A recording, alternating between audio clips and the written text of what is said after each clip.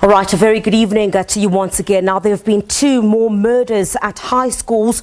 In the Free State, a grade 10 learner succumbed to his wounds at the Pelonomi Hospital in Bloemfontein. 16-year-old Lungelo Khathane was allegedly stabbed by a grade 9 learner yesterday at Reikaletsi Secondary School in Koffiefontein. And in Pietermaritzburg, KwaZulu-Natal, education officials today visited Eastwood Secondary School, where a learner was stabbed to death. 5 others were injured in an alleged revenge attack. One of them is in ICU. So the KwaZulu-Natal Education MEC Kwazi Mshengu joins us from our Durban studios this evening. A very good evening to you, MEC. Thanks for your time. So you visited the school today, and this is absolute horror when a grade 11 learner is stabbed, we understand, about 6 times, and others injured in what seems to be a revenge attack. Good evening, Criselda, and to your viewers, and thanks for having us. We're really quite saddened by yet another loss of a young life, the way it happened yesterday at Eastwood High School. As a department, we immediately responded by suspending the classes today, and the matriculants that were writing the computer application and technology studies were then moved to Alexandra High School so that they continue without any form of disruption. I then met with the community today because what was clear, Criselda, was that we are facing more challenges as a result of how the how the community of Eastwood is troubled. It's a community that is infested with drugs as well as dangerous weapons. But we also understand that this unfortunate incident resulted from a senseless game which we are told that has been happening over the years at Eastwood High School, where the matriculant will basically at one day embark on a riot, vandalize school, and then hit other learners with human waste as part of basically saying farewell to the learners. And that's why we are saying it's a senseless game. And then the confrontation resulted from that. Unfortunately, 1 life was lost. But what is also more unfortunate is that this incident is now polarizing the community along racial lines, because the community of Eastwood is composed of the colored community as well as the African community. So the learner who died is said to be belonging to the colored community. And then last night, a particular group from this one section then embarked on some kind of a revenge, attacking learners from the other group. That's why we ended up having 3 learners in hospital, and we do wish them a speedy recovery. MEC, I know that even though these were not grade 12 pupils who were involved in this, but this happened on the eve of the matric examinations. I know that you're saying that matriculants have been taken to another school, but obviously they've been affected by what's been happening in their community and the school. Has your department, sent some kind of assistance in terms of social workers to deal with the psychological effects of what's happening there? Indeed, the classes will resume tomorrow because we had suspended them today.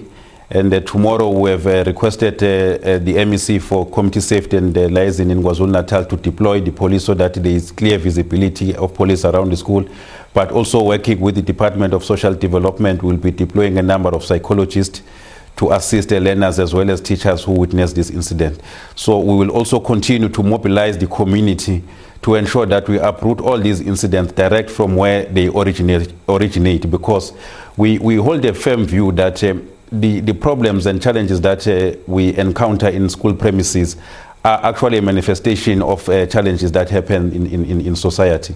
Yesterday, today at around 12, I met with the community, and we all agreed that I should come back within a space of 2 weeks with the MEC for Community Safety and Liaison, so that we basically run some kind of an operation to rid that community of all these ills, including drugs, which unfortunately are being used to turn our learners into merchants by these drug lords. MEC, just before we wrap up, this is obviously of serious concern to you.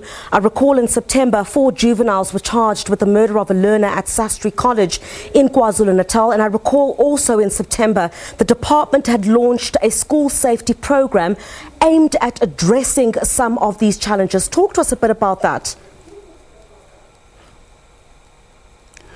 Oh yes, we launched a school safety program to respond to the increasing incidences of violence and vandalism in our schools. And basically our strategy is anchored on around 5 pillars.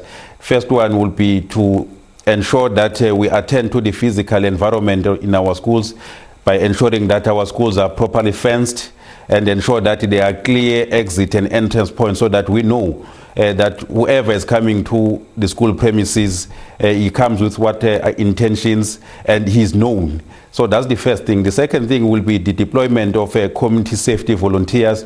Currently, we have about 1,500 community safety volunteers, which we got from the Department of Community Safety. And these are volunteers which have been trained in crime combating, dealing with drugs, as well as information gathering.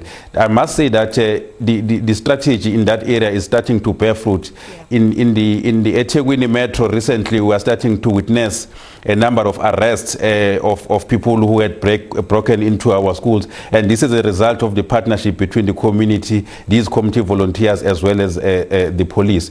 We will also be partnering with the police to ensure that our schools are clustered and linked into a number of police stations, yeah, so that when there are incidences of panic as well as attack in our school, there is an immediate response from the police, but also continuous visibility around our schools. We are also continuing to mobilize our communities and all sectors of society to ensure that they protect our schools and hold them dearly, because at the end of the day, these are centers where we build successful communities, centers where we build successful families, and centers where we really build a successful nation. So we must protect them as communities and ensure that we stand against any form of vandalism, violence, and any form of disruption in our schools.